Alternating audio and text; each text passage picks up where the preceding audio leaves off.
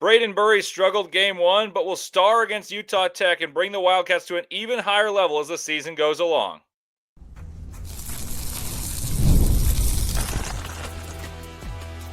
You are Locked On Wildcats, your daily podcast on the Arizona Wildcats. Part of the Locked On Podcast Network, your team every day. Hello and welcome into Locked On Wildcats. I'm your host, Leif Thulin, your resident college basketball guru, stats nerd, point guard by game, and ball knower by trade. And I'm excited to talk Arizona hoops with you today, as I am all season long. Today on the show, I'll break down what to watch for in Arizona's battle with Utah Tech taking place tonight, as well as touch on perhaps the bowl-clinching battle with Kansas on the gridiron, with both teams seeking to make a bowl game by winning their sixth game in that battle. So let's dive right in. With my first thought about tonight's battle with Utah Tech, it surrounds the other five-star freshman, which is such a luxury of a sentence to say. There are two, and one of them had an All-American performance the night one. The other one had an off performance, which I think actually bodes best for Arizona. I believe this will be a Brayden Burries game, and I think he will be the best player in this game. My expectation is Burries leads the Wildcats in shots and points in this game, as there'll be a concerted effort, conscientious, from Tommy Lloyd to get him feeling up to speed and far more comfortable than he looked against Florida. And I think it will happen. It's not like, oh, he was less than we expected. He was in terms of output, but it's not that the player's lesser. Burry scored 22 points in the intrasquad scrimmage, the one that Rob Gronkowski starred in, and you watch him playing that comfortable against the athletes that Arizona possesses. Then he went 5 of 7 against a very staunch defense against St. Mary's. 5 of 7, 10 points, got to his spot, scored easily. However, against Florida, he looked rushed and uncomfortable. He looked sped up, and I'll give a caveat, though. Everyone played quickly and had turnovers against Florida. Arizona fell behind by 12 in the first 10 minutes of the game, and that's what took Brayden Burries out of the rhythm. Brayden Burries missed a shot, had a turnover, got in foul trouble, but I'm not the least bit worried that a freshman felt rushed in the first game in a big atmosphere, the biggest of opening night, and much less so against a team with experienced players and just won a championship. And I don't think the backcourt of Florida is that great. I've said that before, but one thing they are is they are fast. And that was the issue in this game, as he looked sped up, and Burries fouled because he wasn't ready to defend them. And then he never got his offensive chops involved, which he's so poised and talented. He just didn't have a rhythm in the game. And I thought that the shots that he was taking were fine. I felt that he was getting to normal spots that he would score, and he just looked out of sync because, typically when you play, you're going to play more minutes and more fluid of minutes, not, stop and go, turnover, run back, and foul, and all the things that could have happened seemed to happen in a flurry early on in the game. And I wonder if the fouls had come later, if he would have established a rhythm. Like, you could pick up 2 in the first half, but if you take 2 in the first couple minutes like he did, I think the rest of the game's hard to get your feet into and have a good rhythm. So I'm not terribly worried about that. And I was actually impressed, quite impressed with the one bucket he did score.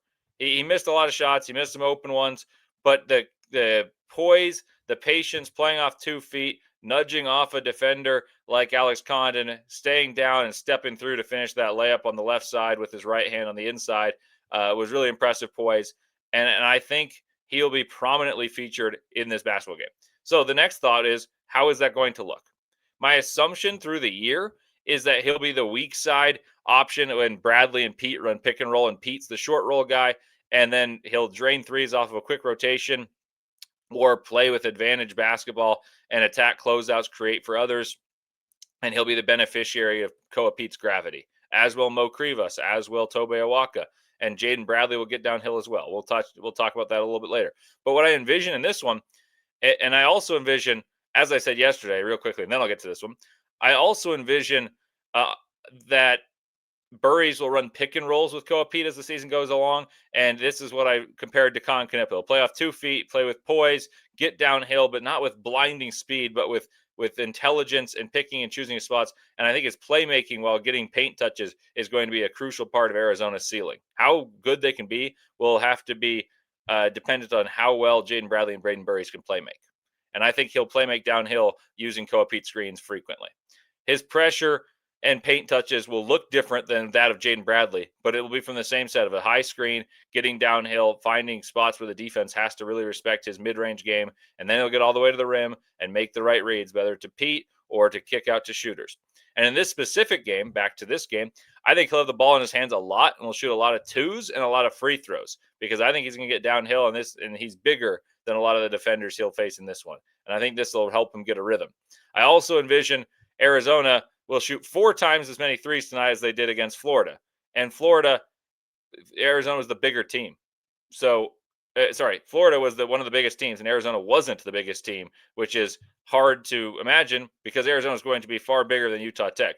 And you may say, why would they shoot more threes in a game where they're bigger? I think part of it's practice, but also I think there's going to be double teams.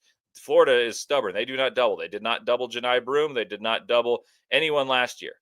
So they're not going to double Koa Pete despite what he did. And I think it's going to be difficult to envision Arizona shooting 5 threes much of the season. He said Tommy Lloyd said they'll shoot 20. So 5 times 4 is 20. So I don't think that's like a bold take or anything. But I think they shoot 20 threes or so tonight.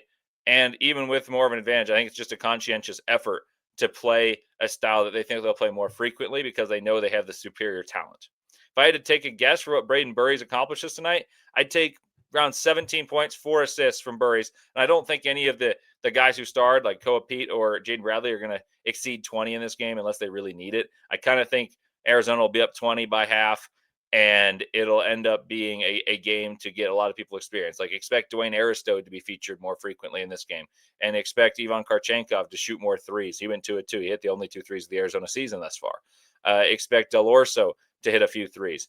I kind of think this is going to be an egalitarian scoring attack. I expect Krivas and Awaka to be featured on high lows. We'll talk about a lot of that left. But Brayden Burries, back to like a overarching theme, and I touched on in the open, was that he controls how good this team can be. He doesn't solely control it, but he really has an important factor, and no one's seen him yet. No one's seen what he can do. And that's, I think, is really interesting because Arizona, without a guy that I think is going to be their third leading scorer, scored 93 points on a team that will be a top 20 defense because they're so big and they're going to thwart a lot of shots at the rim. Arizona scored 50 points in the paint, a lot of them from point blank range against a team that's as big as they are. Arizona played at 6th ranked tempo in the country against a team that typically prevents tempo from being used against them because they get so many offensive rebounds in Florida, allowing nobody to run. Like, Arizona did a lot of things that are very, very difficult to do in any game against a team that is exceedingly difficult to do it in any game. Like, it's hard to play that fast no matter who you're playing.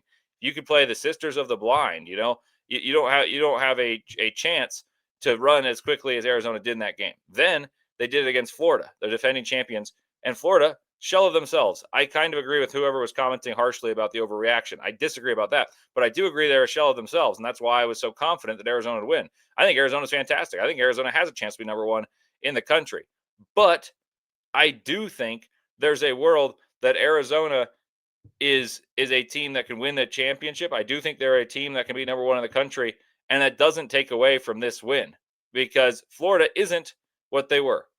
But what they do have in spades is size and a prolific front court that gets a ton of rebounds. That makes it very difficult to run the ball. It's also really difficult. And when I say run the ball, I'm not mistaking football. I'm saying run in transition and score. And the Wildcats were able to do so. And secondly, they were able to win the glass. And thirdly, they were able to score 50 points from the chair. They were from within the paint, 56 points from 2. 31 points from the free throw line. So basically, those ones count as 2-pointers in my mind, too, because they're all fouled on near the basket. And then you have just 2 threes.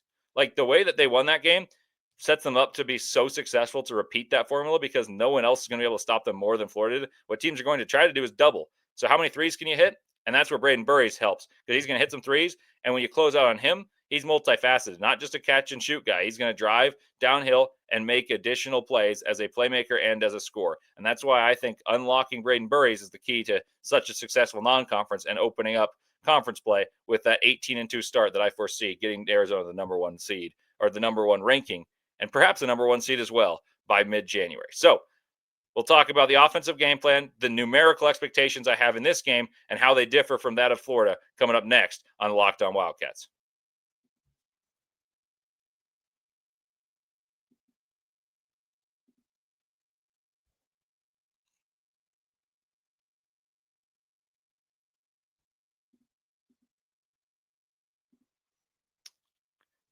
It's almost the weekend. Time to look back and crown this week's MVP on Who Delivered, powered by DoorDash. Just like you can win every Saturday with DoorDash streaks, saving more time every time you order. These players delivered when it mattered most. So let's break it down. For Arizona, it was Koa Pete. He delivered in a big way. That alley-oop dunk when the game was tied at 7, he soared up and slammed it down. When the pressure was on, he came through. No hesitation, no delay. And if you've been watching him for years, that was to be expected, but he exceeded all expectations nonetheless. Koa is on a streak, and he will be all season long. So just like Koa Pete, delivered for the Arizona Wildcats, DoorDash delivers your Saturdays with DoorDash streaks. You save every Saturday you order, stack it up all season. You can save up to $250, including $100 in DoorDash credits.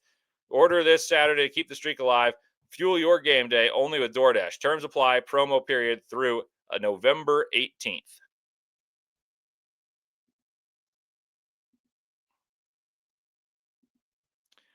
Welcome back to Locked On Wildcats. Leif Thulin with you here.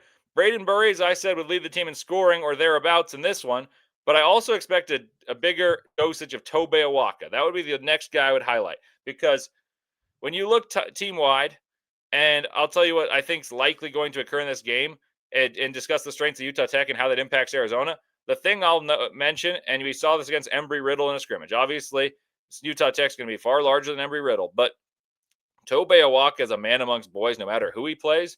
And if you give him someone who's not physically able to match up, he's going to take advantage. And the guy who's operating, and he's the central figure of this team, Koa Pete, is an excellent entry passer. So I see a lot of high-low passes, and that gets Tobe Awaka in. And Tobe Awaka, much like Brayden Burries, was saddled with foul trouble, and it minimized his impact in the game. I also thought he played a good first half, and he helped play critical minutes that got Arizona back into this game that they ended up winning against Florida. So let's look at those strengths of Utah Tech and also talk about the metrics for Arizona one game in. Arizona will play quickly. I've said that all year. I expect a top 15 pace team all year. I've said this 1,000 times. So I expect a similar 15 to 20 fast break points for the Wildcats, and I expect more than 11 second chance points, which the Wildcats were able to get against the Gators. And so I expect great efficiency. Why? Because those are often uncontested shots. When you get runouts, you turn turnovers into touchdowns, and you take them away, and you score layups on the other end without the defense. When you get second chances, often they're from point-blank range, or the best time to shoot a three is off of an offensive rebound. So other than the game script being slightly different because I think of the physicality is lesser, I expect fewer Koa Pete isolations because I don't think it'll be necessary. And I expect when he's isolated in this one for there to be kick out threes as opposed to an emphasis on him trying to score when the team needs it most here. I think this is going to be a very conscientious, concerted effort to get multiple people involved. I expect a very egalitarian attack with multiple players in double digits. So the other game script change that I would say is going to happen is when Koa has the ball, I expect there to be a lot of thoughts on, let's go high-low. Let's run a pick for him and see what else we can do. I don't think they're going to run as many plays. I don't think they ran that many plays anyway. It was more just get the ball to Koa Pete and figure it out, and let's set a screen and let Bradley go downhill. I think there's going to be more of a let's get to the next read, let's see what we can do once the game is in hand. I expect there to be a lot of threes taken, and I expect them particularly to be taken by Karchankov, Burries, Aristote, and Del Orso. I would like to see Bradley shoot a couple early in this game as well, before it is in hand, while there's some pressure to it. And I find it unlikely that Big Mo or Tobe don't have double-doubles. I don't know about both, but I can see a really productive first half for either, maybe even both of those guys, because of, like I said, I think whenever you play Tobe Awaka against someone not as strong as him, he ends up dominating on the interior. And Mo Krivas is bigger and taller, and I actually was very impressed with how Mo Krivas handled himself and acquitted himself against the size of Ruben Chinyelu and Alex Condon and Micah Hanlockton. So I find it unlikely those guys don't have at least double-digit boards between them, and I'd say probably one of them has a double-double in this game. And now pace-wise, this is interesting, because after one game against a top-level competition, Ken Palm says Arizona is ninth in offense and sixth in pace, which is the tempo. And I've assured you guys all off-season long that Arizona will be top 10 on offense and top 20 in pace. So far, so good. And they're also 19th in defense. And I felt defense left a bit to be desired, especially in that first half. They ended up locking down Florida a little bit because Florida shot 7 of 27 from 3. But Arizona got stuck on a bunch of screens. They fouled a fair amount. And so their defensive efficiency, I think, could have been better. and they still are 19th, which is top 20. And if they're top 20 in tempo, pace, rebounding, and offense like that, one, you're in the trapezoid of excellence, so referring to Brian Hammer. So if you guys listen to that episode, I told you guys I'm going to try to get him back on to eat crow when Arizona is in the trapezoid of excellence come March. But more importantly than the trapezoid of excellence, they could be a championship caliber team if those benchmarks are hit. Now let's talk about Utah Tech. Utah Tech's played 2 games, one of which they scored 110 points, which you'd think, oh my goodness, they must be an offensive juggernaut. But yet they still rank 293rd in offensive efficiency. So Arizona should be able to do whatever they want on defense. Utah Tech's 2-0 and plays at a relatively normal tempo. I'd say slightly on the slower side. And my guess, due to knowing this, is Arizona will score 90 points plus again, and better than 50% shooting percentage, which they shot 49. But not by much, because they'll shoot 23s in this game, in my estimations, out of the 82 possessions. So they played 82 possessions against Florida, and they had a 1.13 points per possession. And that was making 2 threes and a lot of 2s. They made 56 points off of 2s, 31 from the free throw line, and 6 off of 3s. I expect that to be far more equal this time. Still going to be heavy on 2s. That's how they're going to play all year. That's where their bread is buttered. That is where they should be going, because they're dominant down there. But I wonder if the field goal percentage as a whole could be lower than the 49%. I said I think it'll be higher than 50 just because I think they'll get some runouts. But with more 3s, is there a chance Arizona exceeds the points per possession and scores 100 because they hit a few 3s? I'll be closely monitoring that and the play of Dwayne Aristode in particular, who looked a little in over his head against Florida. But there's little made of it because Ivan Karchenkov was so good. And I've been a huge Karchenkov fan, and I think it's been, some of you have construed that as, oh, I don't like Aristode.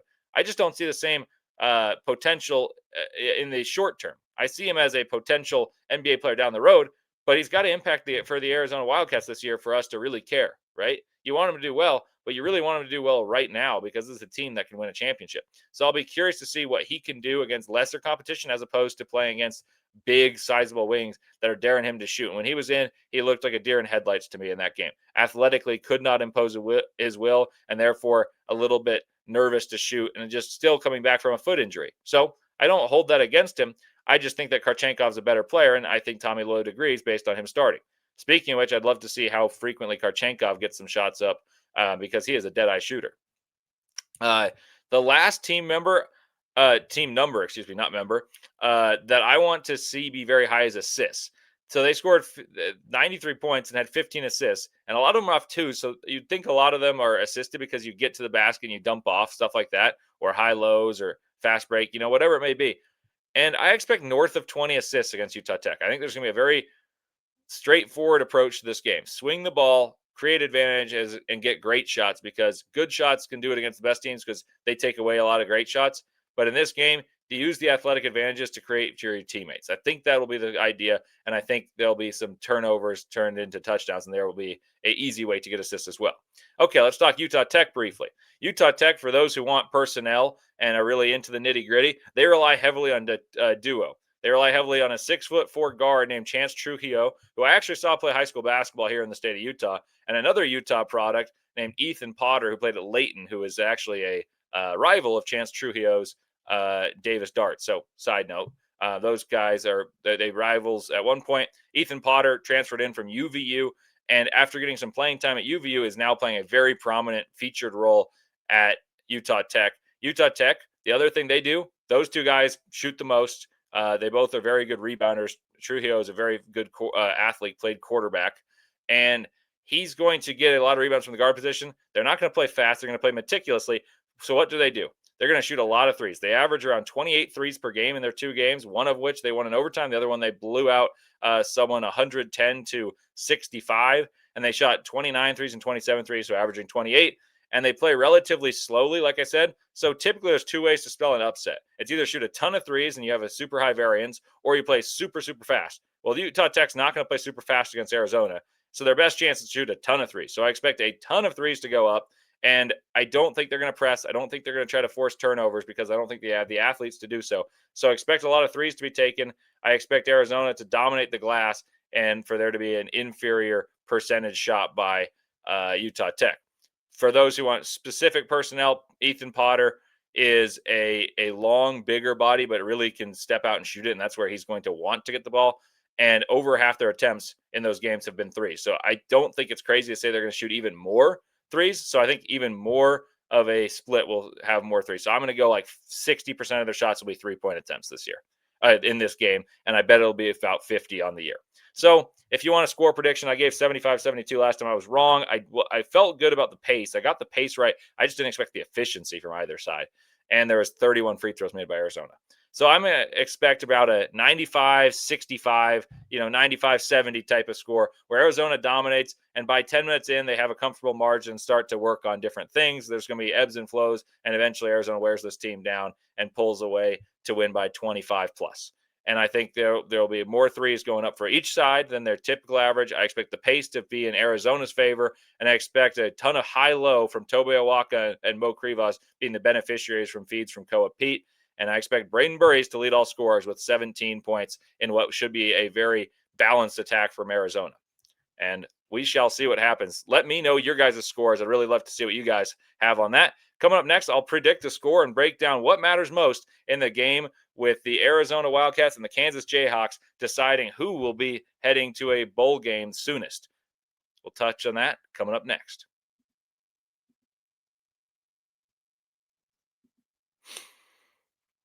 Speaking of turnovers, I got to give the keys on that one. But when the opening whistle blows, a new repair, get your crew moving forward with Supply House.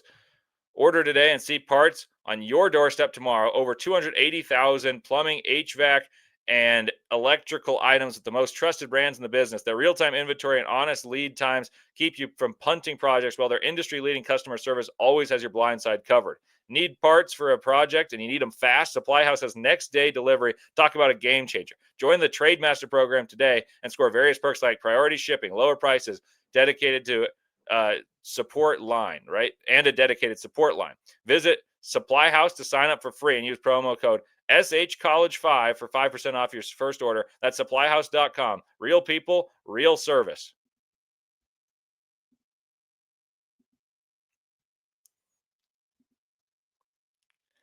So as I teased moments ago, I talked about turnovers for touchdowns in basketball. Let's talk about turnovers for touchdowns on the gridiron too. So where does this game boil down? Arizona 5-3 on the season, Kansas 5-4. Both teams searching to make it to a bowl game. Both could very well do so, but they each has their first chance to do so here. Big 12 aspirations, as far as title contention goes, gone for both these teams. But a good bowl game is within reach for both these teams, and I think should be expected for Arizona. So let's talk about Kansas.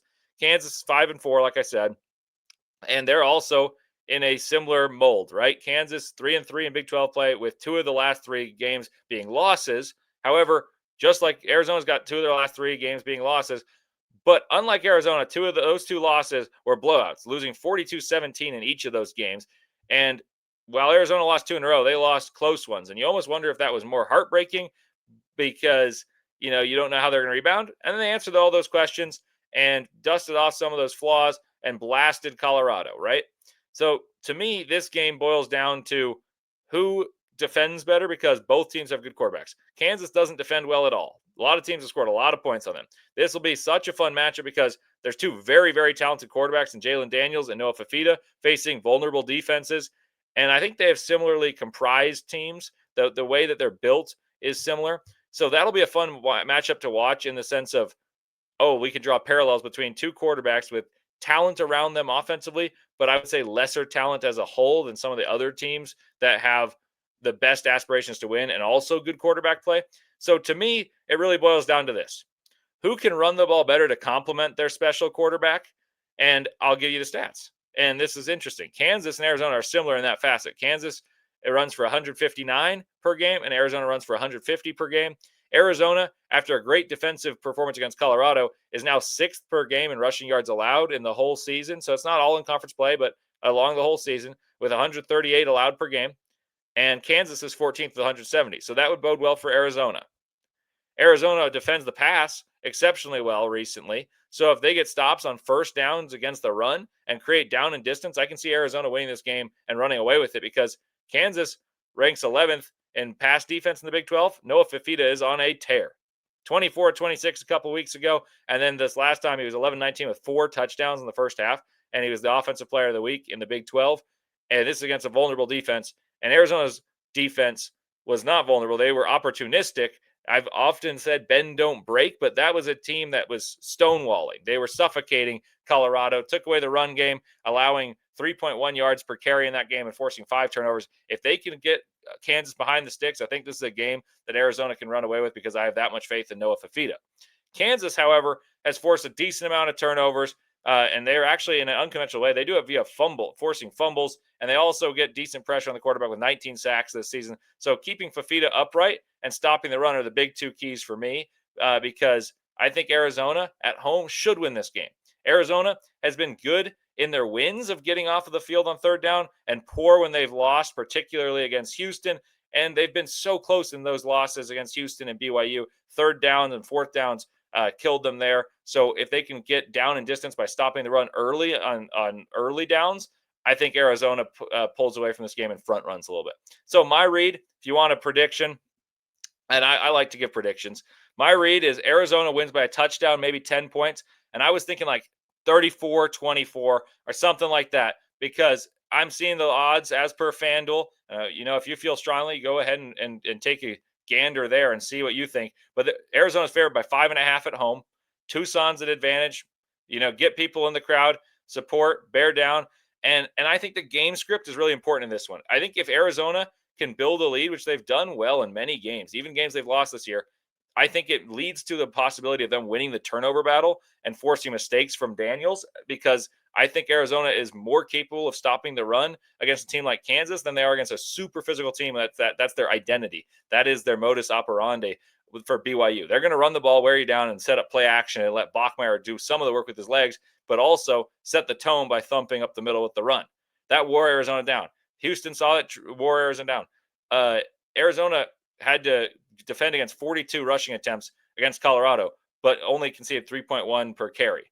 I think that there's a belief in some of these games, and there's a belief reinvigorated by that win against Colorado off the bye. This team believes. Coach Brent Brennan talked about how good the vibes are. The team was optimistic and upbeat. I think bowl game will be clinched in Tucson, and I'm going with 34-24. Let me know what you guys think. I think it opens up with Arizona leading by a little bit at half, and they keep the lead, and then they force a turnover, score an insurance touchdown, and they end up pulling away with a kind of a pesky Kansas trying to peck their way back into the game. But Arizona is too sturdy throughout and doesn't give up long, big plays. And if they don't do that, I think Arizona's attack that is complementary with Noah Fifita leading the way, but running game helping him out, is going to be too much to overcome for Kansas. 34-24 is my read on this one. Let me know what you guys think in the predictions below. I got Fifita with 3 touchdowns as the game ball recipient. If we break it down and say, here's the MVP of the game, I'm going to go Fifita, 3 touchdowns,